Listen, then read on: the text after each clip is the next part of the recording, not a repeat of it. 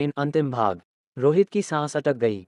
उसकी आंखों के सामने वही रहस्यमयी ट्रेन खड़ी थी, जिसकी खिड़कियों से धुंधली परछाइयां झांक रही थीं। दरवाजे पर वही बूढ़ा आदमी खड़ा था, जिसने पहले उसे चेतावनी दी थी। चलो, तुम्हारी बारी आ गई है। रोहित को लगा कि उसके पैर जमीन से चिपक गए हैं। वह भागना चाहता था, लेकिन उसका शरीर जैसे बेजान हो गया। बूढ़े आदमी की आंखों में एक अजीब चमक थी। मैं नहीं जाऊंगा, रोहित ने पूरी ताकत से चिल्लाया। बूढ़ा आदमी मुस्कुराया, अब ये तुम्हारे हाथ में नहीं है। ट्रेन ने तुम्हें चुन लिया है। ट्रेन की सीटी गूंज उठी और अचानक एक रहस्यमयी अदृश्य ताकत ने रोहित को खींचना शुरू कर दिया। वह जमीन पर गिर पड़ा और धीरे धीरे ट्रेन की ओर सरकने लगा। नहीं, मुझे जाने दो। वह पूरी ताकत से संघर्ष कर रहा था, लेकिन उस ताकत के सामने वह कमजोर था। तभी उसकी नज़र अपने हाथ में पकड़े पुराने टिकट पर पड़ी।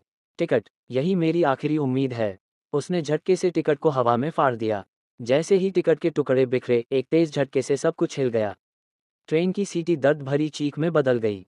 बूढ़े आदमी की आंखों में हैरानी थी। नहीं, तुमने ऐसा कैसे किया? ट्रेन अचानक धुआं बनकर गायब होने लगी। रोहित ने देखा कि उसमें बैठे सभी भूतिया यात्री भी विलीन हो रहे थे। चारों ओर भयंकर चीखें गूंज उठीं। कोहरा घना हो गया और रोहित की आंखों के सामने अंधेरा छा गया। योजक चिन्ह, योजक चिन्ह, योजक चिन्ह। सुबह 6 बजे रेलवे स्टेशन। स्टेशन मास्टर ने एक झटके में आंखें खोलीं।